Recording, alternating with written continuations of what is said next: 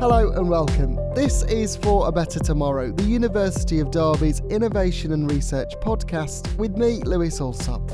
Every episode, I chat to someone in academia about what they're working on and how it'll make our lives better. Now, in previous episodes, we've spoken to researchers answering questions like why research is important to the University of Derby and how can analysis of events from the past inform our current decision making. But today, I want to talk energy. Climate change is a big topic in society at the moment, and switching to a zero carbon way of living is one of the ways which could help our planet. But what does that really mean? Today, I want to talk about mirrors and the sun with Dr Mounia Karim, who's a senior researcher in solar energy and zero carbon at the University of Derby. Thank you so much for popping over to come and chat to me. Before we get into that, just tell me a bit about you first of all. I am originally from Morocco and I'm daddy's girl.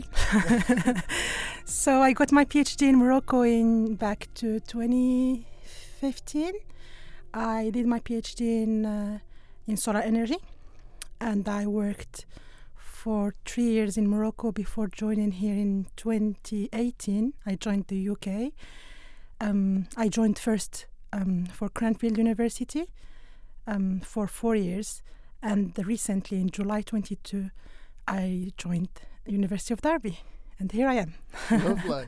Talk to me a little bit about your research and what sort of area you're working, because it's an interesting one. It is really, yeah.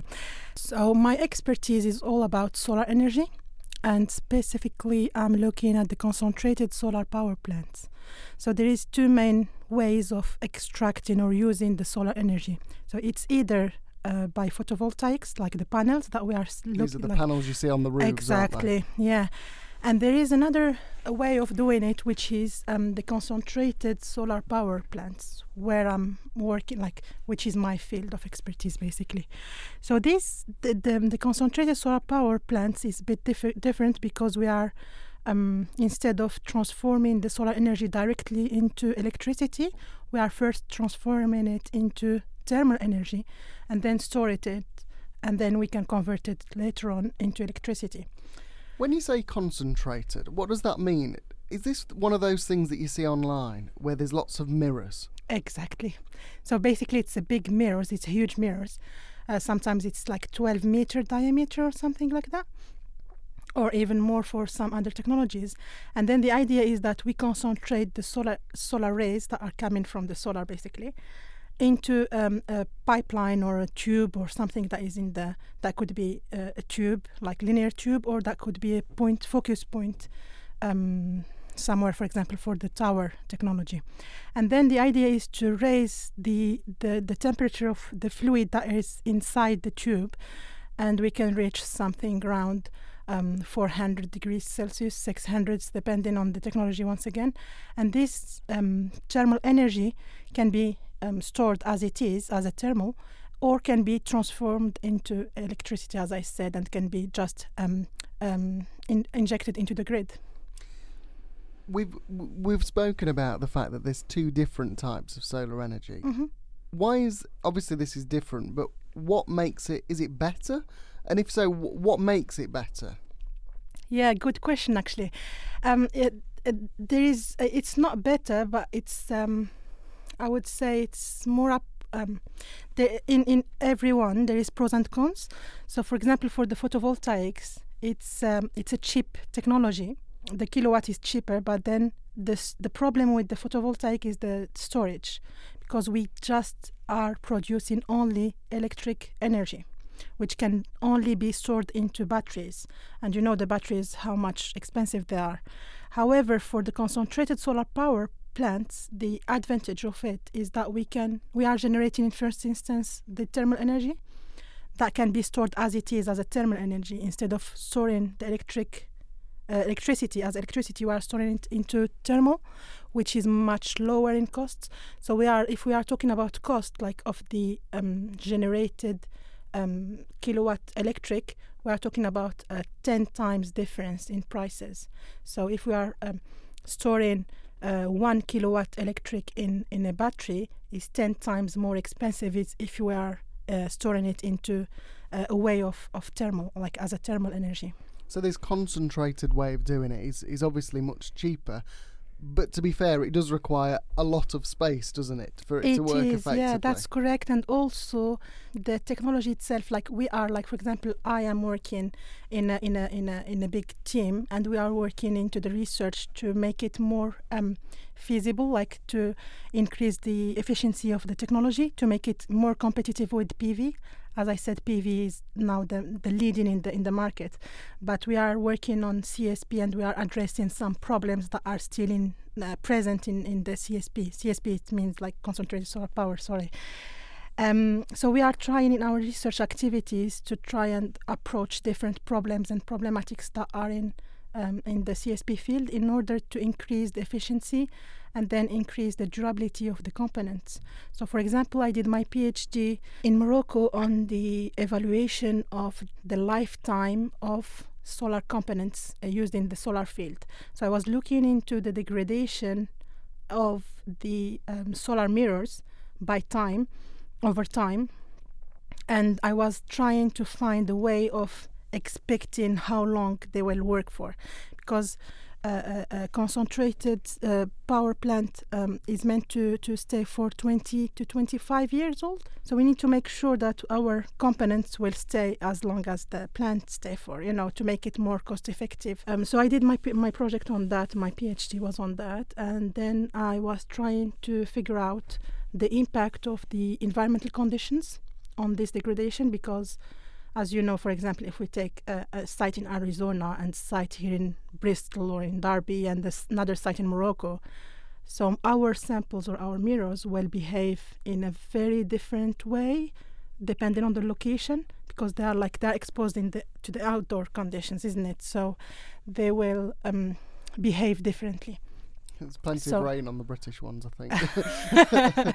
Yeah. Actually, the rain, there is the wind speed and wind direction. There is the humidity. There is so many factors that are affecting our degradation rate, and it's really important to predict this lifetime of our components so that we know how much we will be investing in the maintenance costs. I was going to ask you about that actually, because when you think about these concentrated ones, I mean, I've seen them on the telly. And they're always in like a big desert, and I always just assumed that was the only place that they'd work. But could they work, like realistically, could they work in Britain if like you say, that the technology was there to ensure that the mirrors and everything else sustained the pressure of the weather? I'm surprised with this question, because you are not in the topic, and you are asking a very good and interesting questions. Thanks for that. So actually, the first criterion that we are taking into consideration to choose a site is something we called direct normal irradiance, which is the how much solar rays we are getting out of the sun. And this DNI, which is direct normal irradiance, we need to have a certain limit, like the threshold value, which is around 200 kilowatt.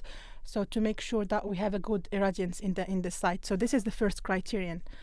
Then we have plenty of others to choose a site. We need to have a flat site. We need to have a huge place, as you said. We need to have a place which is far away from the communities and things, to make sure it's gonna work, and we are avoiding all the problems that go with that. So there is plenty of criteria, but Britain, we don't have enough solar, like direct normal irradiance in many of our sites around Britain, but we started recently an idea of digging deep into this point and trying to see how good would be to have a hybrid, for example, site with CSP technology in Britain, because we can still have something out of it, to be honest. So it's, I think for a long time we've been just having a PV in Britain, but it's maybe time to think about hybrid or maybe small CSP installations to reach our net zero goal. Yeah, like you say, being net zero is dead important, and I know the government keep putting in targets, and worldwide we've got targets, but forgetting all of the political side of it, realistically it's about helping society, make our energy better. It's dead interesting. What's your goal? Like, what would you like to see in an ideal world? What would you like to see from your research? What would you like to see come of it? I work now for the. I work at University of Derby. I work for the zero carbon team, academic team. So we are a big team working on different topics to do with net zero. And my team, we are looking into the solar energy of it. So we are trying to put some proposals. We are working on research activities more than short-term consultancies things. So we are on long-term projects. So our projects may vary between 1 year, 18 months, or can go up to 4 years of projects that we are working on. So our team is really looking into the technology. So we are trying to cover this technology in different, as I said, different aspects. And the main objective is really to increase the use of this technology and to prove that it's working and it's gonna work and it can have some benefit out of it.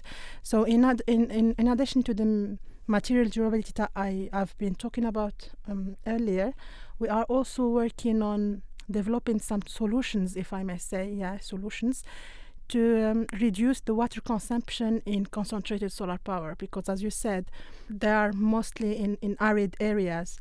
So we need some solutions to reduce the water that we need for cleaning the solar field. So we've been developing in the team, in one of the projects, we've been developing a solution to reduce this soil in deposition and then reducing how frequent we need to clean. We are also looking at the socio-economic and environmental aspects of the technology. We are trying to approach it in terms of the life cycle analysis of the technology itself, and also we've been doing some research on how to assess the environmental and socio-economic impacts that would have these kind of plants on the surrounding communities, because as you know, every single project will have an impact on the locals. So we were trying to see how our project, if we are having any CSP implementation, how it will affect or it will impact in a positive or negative way the local communities.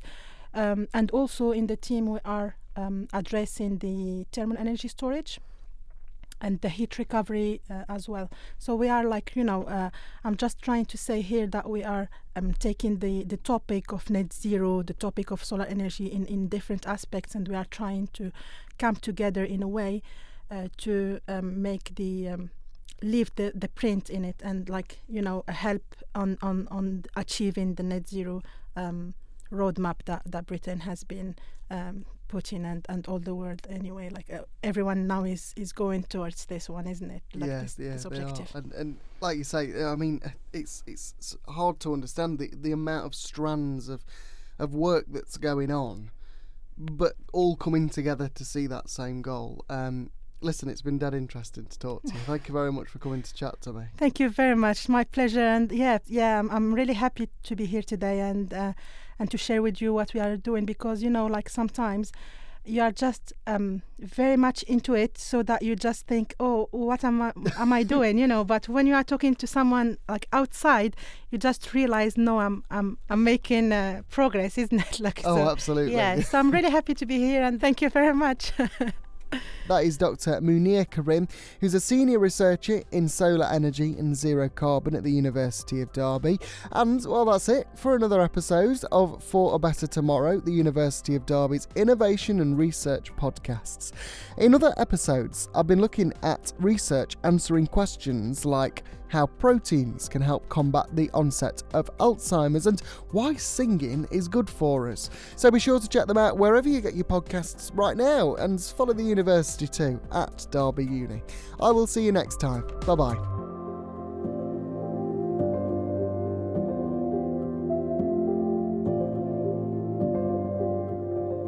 For a Better Tomorrow was presented by me, Lewis Alsop, and produced by myself and Dr Dahi McMahon in the School of Arts for the University of Derby.